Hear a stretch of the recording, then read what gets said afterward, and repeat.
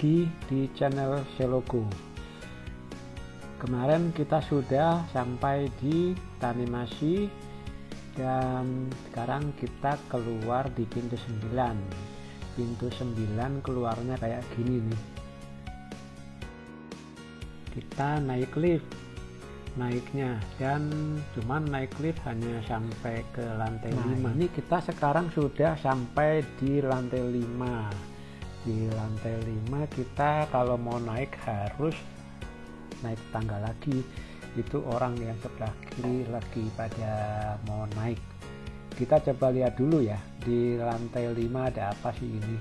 Nah, ini isinya adalah diorama mengenai kisah-kisah, khususnya kisah sang penguasa Osaka waktu itu yang namanya Hideyoshi Toyotomi. Itu sangat terkenal sebagai penguasa Osaka kala itu.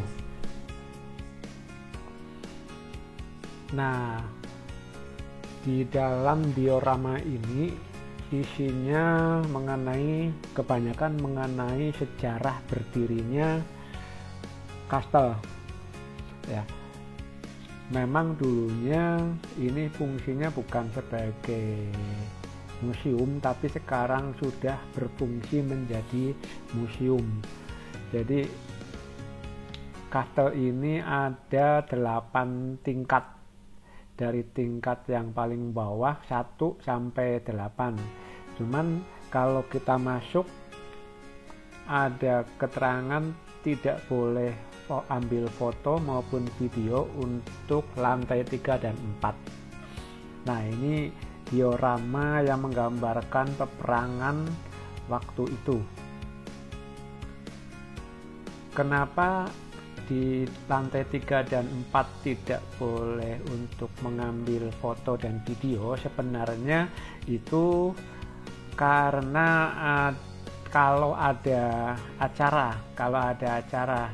acaranya biasanya acara adat atau pertunjukan gitu, kita tidak boleh mengambil foto dan video. Informasinya seperti itu sih.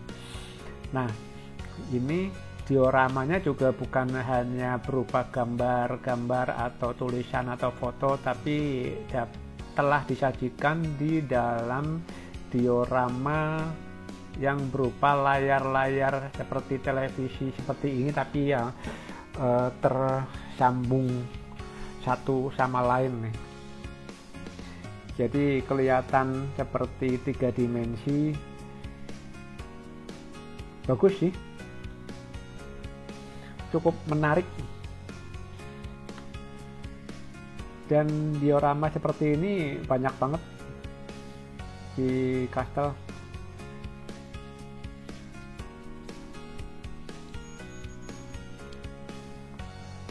Nah, ini juga diorama berupa, kalau dilihat sih berupa TV ya, cuman kelihatan 3 dimensi jadinya. Nah, kalau bicara sejarahnya, Osaka Castle itu dibangun pada tahun 1583 oleh Hideyoshi Toyotomi ya. Baru pada tahun 1629 Osaka Castle telah selesai dibangun sepenuhnya. Nah, memang itu dari tahun itu pernah rusak, kemudian dibangun lagi, dan akhirnya pada tahun 1955 Osaka Castle mendapat pengakuan sebagai situs bersejarah spesial oleh pemerintah Jepang. Waktu itu Osaka Castle dikenal menjadi simbol dari Hideyoshi Toyotomi. Nah, sekarang menjadi simbol kota Osaka. Nah, kenapa kami juga tertarik dengan Osaka Castle? Karena emang Osaka Castle menjadi tempat yang sangat populer di kalangan turis-turis asing, termasuk turis Indonesia. Nah, itu kita lihat di sini banyak banget turis asing dari Eropa dan Asia. Juga banyak kok turis Indonesia yang ketemu di sini juga. Ini kita sekarang sudah berada di lantai tertinggi dari Osaka Castle, yaitu lantai 8. Lantai 8 ada 4 sisi untuk pemandangannya ya, dari sisi utara, barat, timur, dan selatan. Nah, sekarang kita melihat dari sisi barat nih. Ini pemandangan dari sisi barat seperti ini, di mana di depan kita itu adalah kota Osaka.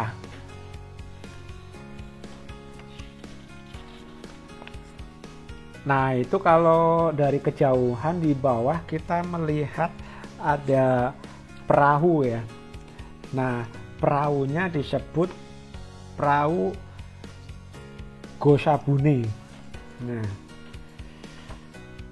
ini perahunya ada di daerah utara Osaka Castle.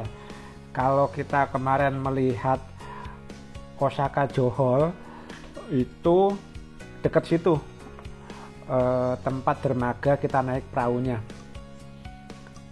Nah, kalau mau naik perahu kita bayarnya sekitar 1.500 yen ya. Itu kita bisa menikmati atau melihat pemandangan Osaka Castle dari sisi lain. Memang pemandangannya ya tembok-tembok batu besar itu, sama melihat arsitektur Osaka Castle dari sudut pandang yang berbeda. Berapa lama kita naik perahu itu ya, kurang lebih 20 sampai 25 menit ya keliling.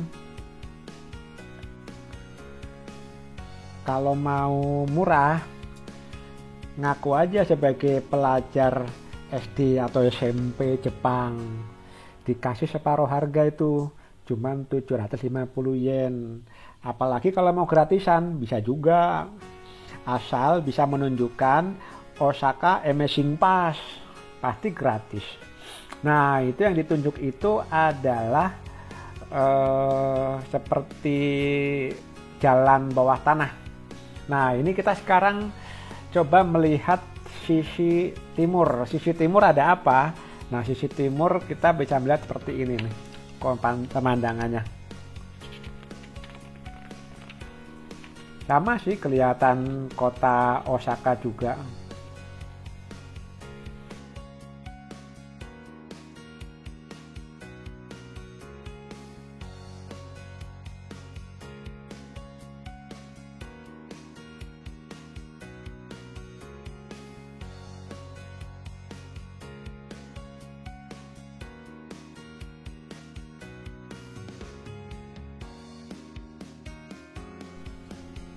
Nah, itu kita lihat ada perahunya itu. Perahunya yang membawa kita untuk keliling parit ya, mengelilingi parit. Memang sih kalau musim-musim seperti ini ya rada panas. Makanya favorit orang pergi ke Jepang itu di awal-awal tahun, paling favoritnya di bulan April ya. Jadi sepanjang jalan masuk ke Osaka Castle ini kita bisa melihat tamannya, taman sakura. Nah, ini kita sudah mau turun. Tadi kita naik, diantar lift sampai lantai 5. Kemudian dari situ kita naik sampai ke lantai 8 naik tangga. Nah, sekarang kita turun jalan kaki. Nah, itu di sebelah jalurnya masing-masing ya. Ada yang jalur khusus naik dan ada yang jalur khusus turun. Jadi orang nggak akan bertabrakan. Nah, ini miniatur mengenai peperangan dan serdadu di Jepang waktu itu.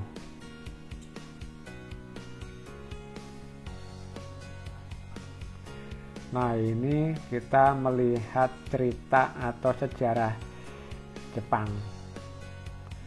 Nah, memang ada beberapa diorama yang kita tidak foto maupun video, itu ada di lantai 3 dan 4. Itu isinya kayak pakaian perang, senjata, kemudian helm, dan seragam-seragam zaman dulu. Mungkin sampai di sini aja dulu cerita kita jalan-jalan di Osaka Castle. Sampai jumpa di video berikutnya.